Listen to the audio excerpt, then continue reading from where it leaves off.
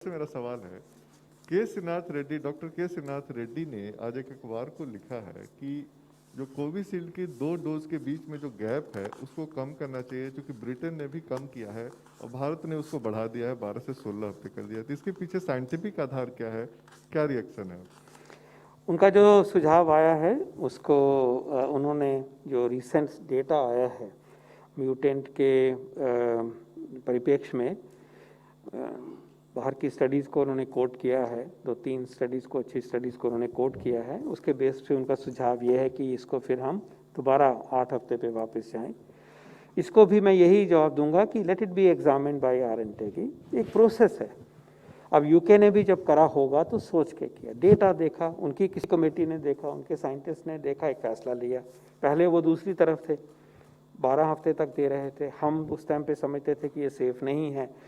तो अपने देश की जो व्यवस्था, साइंटिफिक फोरम बनाए गए हैं, हम ये काम उनको सौंपेंगे, उनको आई एम श्योर कि ऑलरेडी वो एड्रेस कर रहे होंगे, और उसको अपने परिप्रेक्ष्य में, अपनी धरती पे यहाँ पे जो हो रहा है और जो आगे पैंडेमिक हमें दिखाई दे रही है और इस वेरिएंट की जो उपस्थिति है उसको ध्यान में रखते हुए, ये वेरिएंट ऐसा नहीं है कि सभी ऐसे फैल गया, ऐसा नहीं है, बड़े तौर पे है, लेकिन उसको पूरी तरह से नज़र करते हुए कॉम्प्रिहेंसिव व्यू उनको लेना चाहिए, वो लेंगे और हम उनके फैसले का जो भी फैसला होगा उसको मान्य मानेंगे। इसमें पैनिक की ज़रूरत नहीं है कि एकदम से स्विच कर दो, आज कुछ हो जाएगा।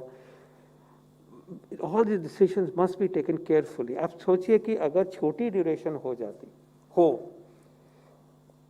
तो एक उसको लंबा किया, तो फिक्र ये था कि हम जब लंबा करेंगे तो क्या यहाँ एक डोज वाले को अटैक हो जाएंगे, वो भी बैलेंस करना पड़ा, तो उसको भी ध्यान में रखा गया। लेकिन काउंटर पॉइंट ये था कि अच्छा ज़्यादा व्यक्तियों को लग जाएगा जब ज़रूरत ही नहीं, अच्छी इम्यूनिटी हो। तो प्लीज़ रिमेंबर कि ये जो डिबेट है ये पब्लिक डोमेन में ज़रूर होनी चाहिए, बातचीत होनी चाहिए, लेकिन इसका जो फैसला है वो उस फोरम पे होना चाहिए जहाँ पे कि एमिनेंट लोग हैं जो इस चीज़ को जानते हैं।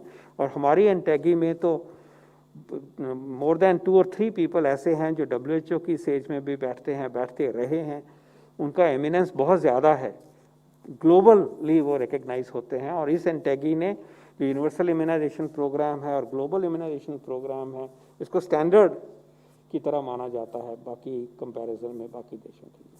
So please respect their decisions. 19